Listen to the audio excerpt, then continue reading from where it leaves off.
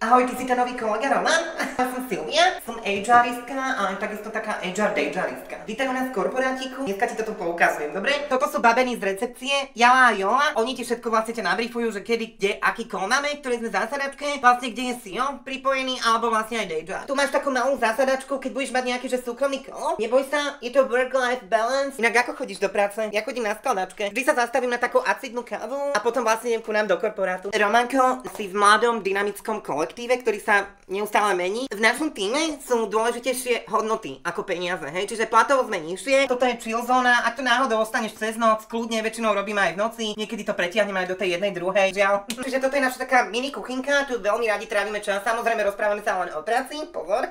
Štvrtok tu máme také teambuildingové raňajky, každý niečo doniesie vždy na inú tému. Ty budeš prvý? Prosím, benefity?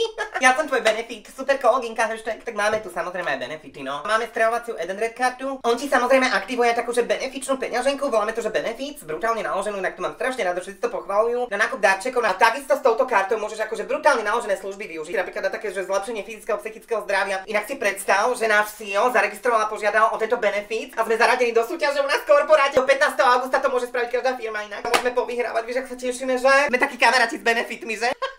No, aj také vtipy môžeš robiť tu.